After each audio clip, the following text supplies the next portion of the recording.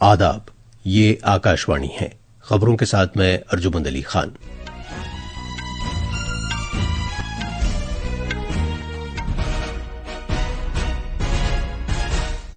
छत्तीसगढ़ के बीजापुर जिले में हिफाजती दस्तों के साथ एक मुठभेड़ में 18 माओनवाज मारे गए हैं। पंजाब पुलिस ने शंभू और खनौरी सरहदों से एहतजाज करने वाले किसानों को हटा दिया है। हरियाणा पुलिस ने पुख्ता बनी हुई रुकावटों को तोड़ना शुरू कर दिया है। चारधाम यात्रा के लिए उत्तराखंड में इंतराज शुरू हो गया है।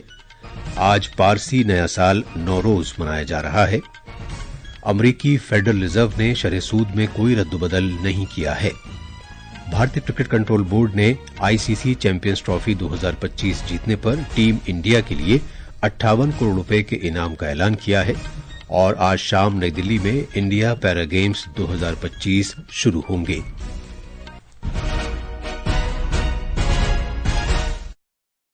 अब खबरें तफसील से। छत्तीसगढ़ में आज बीजापुर जिले में सिक्योरिटी दस्तों के साथ एक तसादुम में 18 माओनवाज हलाक हो गए हैं।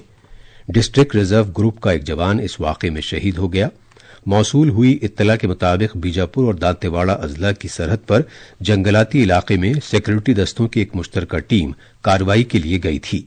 सिक्योरिटी दस्तों ने तसादुम में हलाक हुए दोनों माओनवाजों की लाशें बरामद कर ली हैं। इसके अलावा बड़ी तादाद में हथियार और गोला बारूद भी बरामद हुआ है। इलाके में तलाश कार्रवाई जारी है।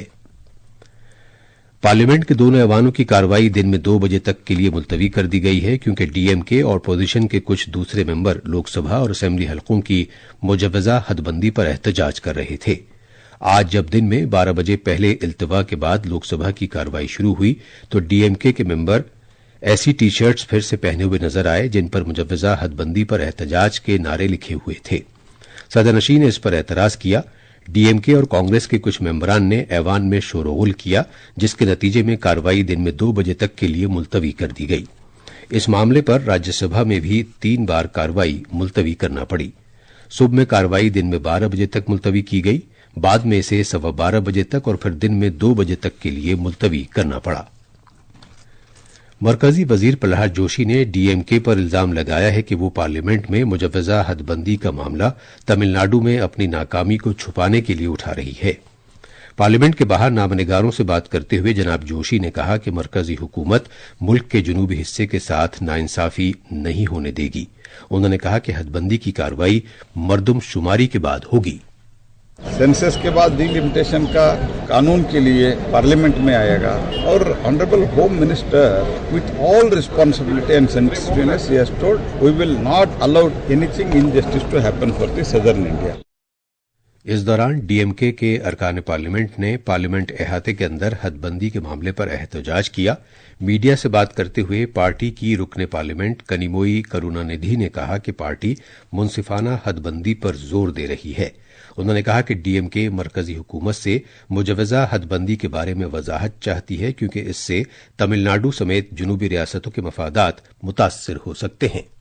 Our leader, the Tamil Nadu Chief Minister, Mr. M.K. Stalin, has been raising this concern about delimitation and about how states which have controlled their population might get affected and they will be wronged. So we want a fair delimitation. ज़राअत और किसानों की बहबूद के वजीर ममलकत भागीरथ चौधरी ने आज कहा है कि मरकजी हुकूमत किसानों की बहबूद के लिए अहद बस्ता है और उसने 2014 के बाद से उनके लिए सिलसिलेवार इक़दामात किए हैं। पार्लियामेंट के बाहर नामनिगारों से बात करते हुए जनाब चौधरी ने इस बात को उजागर किया कि हुकूमत ने पीएम किसान सम्मान निधि नाफिज की है और फसलों की कम से कम इमदादी कीमत में इजाफा किया है। 2014 से लेकर अब तक किसान सम्मान निधि देने की बात हो, एमएसपी बढ़ाने की बात हो, कृषि बजट को बढ़ावा देने की बात हो, किसान क्रेडिट कार्ड जो अभी 3 लाख से 5 लाख करने की बात हो, जैविक खेती को बढ़ाने की बात हो, प्राकृतिक खेती को बढ़ाने की बात हो, अनेक उपाय किए हैं, परंतु ये विपक्ष कभी किसान का आज तक भला नहीं किया इन्होंने। तो मोदी जी के नेतृत्व में मोदी जी चाह रहे हैं कि किसान के घर में खुशहाली आए, इसके लिए अनेक उपाय कर रहे हैं और करे जाएंगे और इस देश के अन्नदाता को समृद्ध और खुशहाल करेंगे।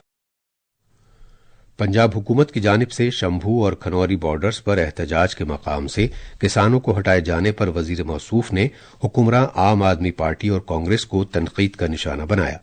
उन्होंने अपोजिशन के इस इल्जाम को मुस्तरद कर दिया कि मरकज ने एहतजाज के मकाम से एहतजाज करने वाले किसानों को हटाया है। इससे कबल कांग्रेस के अरकान पार्लियामेंट ने पार्लियामेंट के अहाते में किसानों के लिए इंसाफ का मुतालबा करते हुए एहतजाज किया।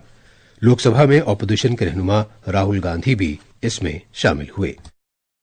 पंजाब में सनतकारों और आम लोगों ने इन दोनों सरहदी रास्तों से जो हरियाणा से मुत्तसिल हैं, किसानों को हटाने का खैर मकदम किया है।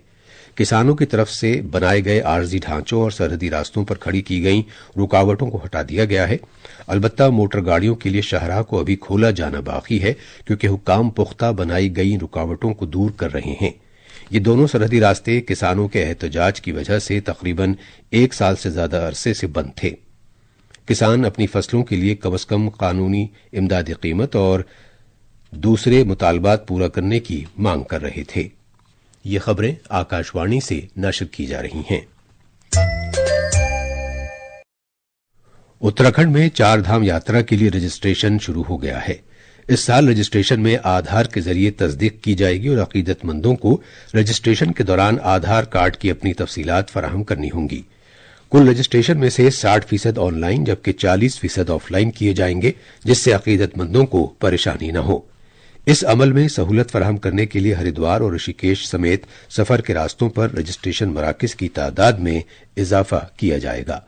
अकीदतमंद registration and tourist care .uk.gov.in पर ऑनलाइन इंदराज करा सकते हैं।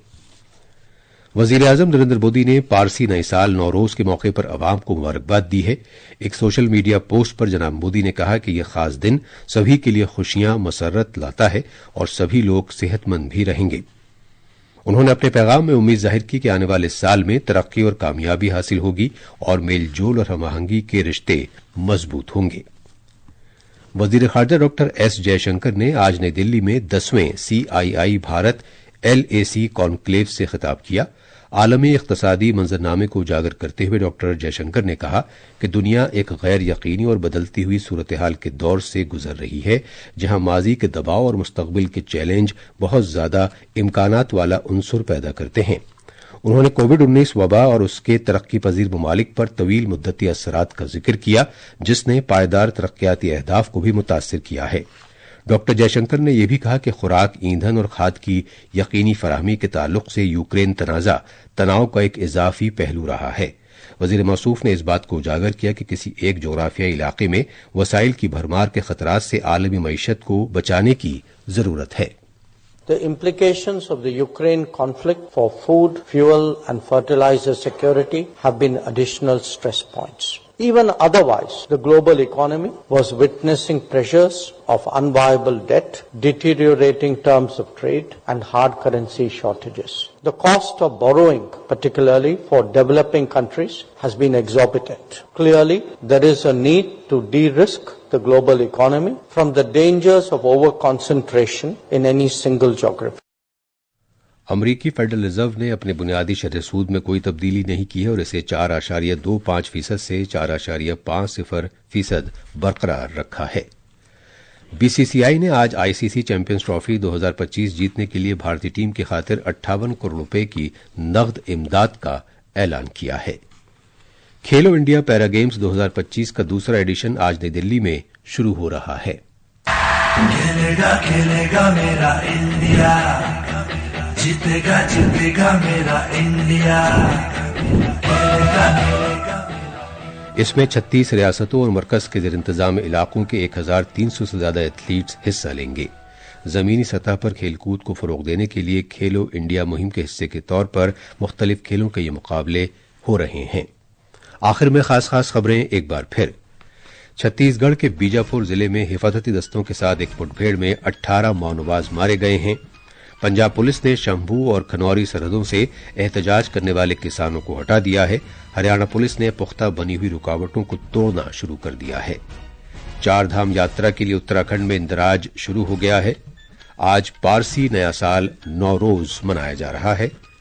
अमरीकी फेडरल रिजर्व ने शरह सूद में कोई रद्दबदल नहीं किया है और शाम को नई दिल्ली में इंडिया पैरा गेम्स 2025 शुरू होंगे। इसके साथ ही खबरों का ये बुलेटिन खत्म हुआ।